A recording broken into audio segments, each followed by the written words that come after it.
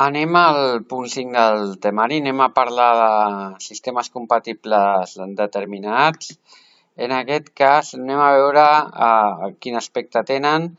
Els compatibles determinats, recordeu que només tenen una solució i en aquest cas quan relacionem els coeficients s'ha de donar qualsevol combinació exceptuant les dues anteriors que havíem vist de coeficients, és a dir, havíem vist que A partit per A igual a B partit per B' i diferent de C partit per C' donava sistemes incompatibles, que si A partit per A era igual a B partit per B' i era igual a C partit per C' teníem compatibles indeterminats, en aquest cas qualsevol altra situació generarà compatibles determinats. Per tant, tindrem rectes que tindran diferent pendent, segurament també diferent ordenada a l'origen, i per tant també ens podríem fer una idea de quin aspecte tindran. Anem a resoldre aquesta d'aquí.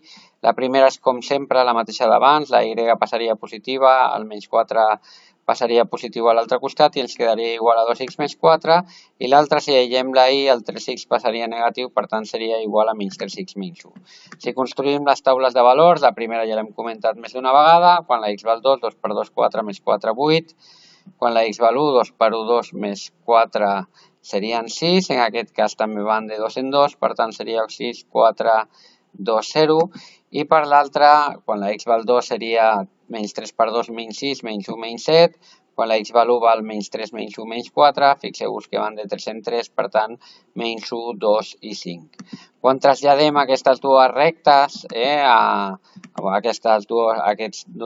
aquestes dues taules al nostre gràfic, obtenim una situació com aquesta. Aquí teniu la dependent positiu, recta creixent, i aquí teniu la dependent negatiu, recta decreixent. Fixeu-vos que les dues rectes s'ajunten en un punt.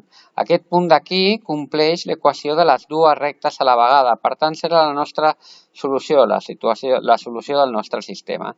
En aquest cas, que la x valgui menys 1 i la y valgui 2, quan la x val menys 1 i la y val 2, es compleixen les dues equacions. És a dir, que tenim una única solució. Molt bé, doncs fins aquí l'anàlisi dels sistemes compatibles determinats. Al proper punt del temari el que farem serà aplicar aquest mètode gràfic per a resoldre una situació pràctica.